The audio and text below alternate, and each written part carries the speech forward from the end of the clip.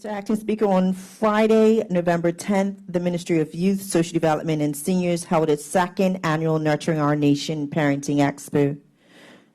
This morning, I rise to share with this honorable host the success of the Expo and the opportunities this event presents to our parents, guardians, and members of the public to have access to valuable information and gain awareness of the support services, programs, and activities that are specifically available for our children and families within our community.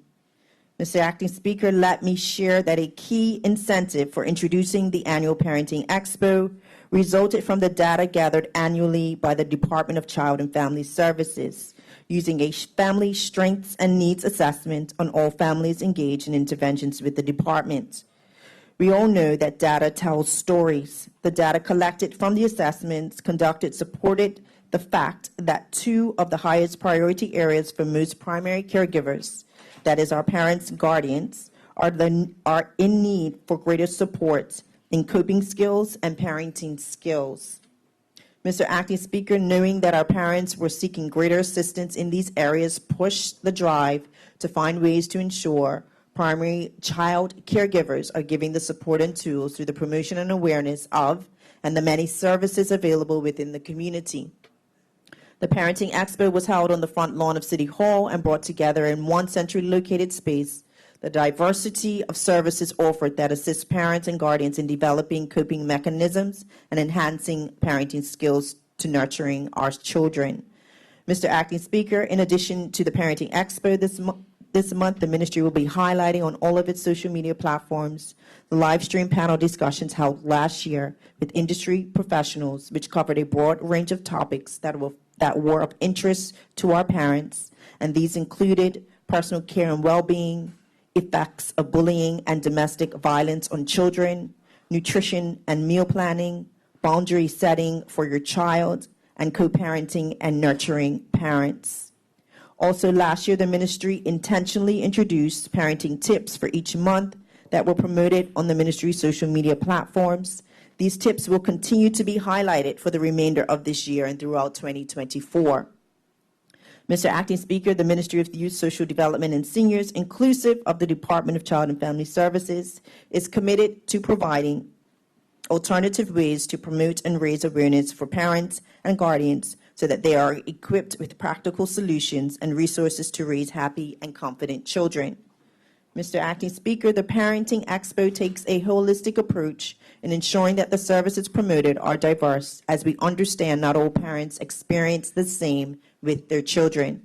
This year, there were 18 representative services programs in the Parenting Expo that reflected a cross-section of government ministries and departments, the third sector, community agencies, and organizations that offer support to children and families in the form of community programs, child development support and services, mental health support and services, parenting support, education support, and extracurricular activities.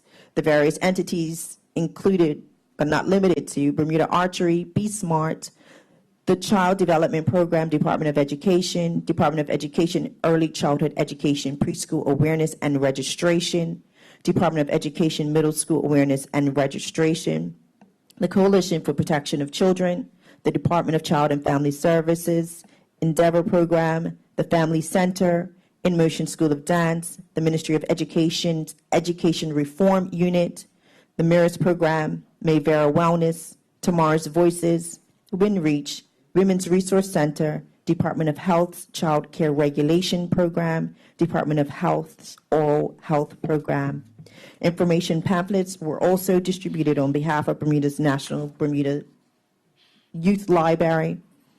Mr. Acting Speaker, each participant had a booth-style display that allowed attendees to interact and engage, gather pamphlets, and enjoy giveaways.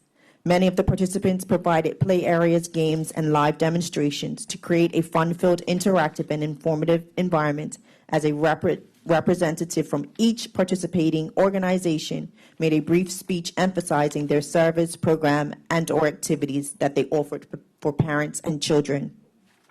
Mr. Acting Speaker, as our public schools were on break that day, both parents and children attended the Parenting Expo and experienced a fun but informative afternoon. The feedback from participants and attendees have been very encouraging underscoring their appreciation for and importance of having the Parenting Expo annually. And I look forward to the third annual Parenting Expo in 2024. Mr. Acting Speaker, I encourage any organization that provides services, support, or extracurricular activities for children and families who would like to know more about the Parenting Expo and potentially participate next year to contact the Ministry of Youth, Social Development, and Seniors on 444-2466. Be a part of this annual event as we work together to strengthen our families. Mr. Acting Speaker, I take this opportunity to thank all of the participants and persons who attended the second annual Parenting Expo. The Mayor of the City of Hamilton, the Town Crier, the staff at the Corporation of Hamilton, members of the organizing committee, specifically all the members of the Parenting Expo planning team who worked diligently despite the challenges they faced to communicate without computers and emails in some instances to make the Expo a success. I appreciate their continued commitment to our children. Thank you, Mr. Acting Speaker.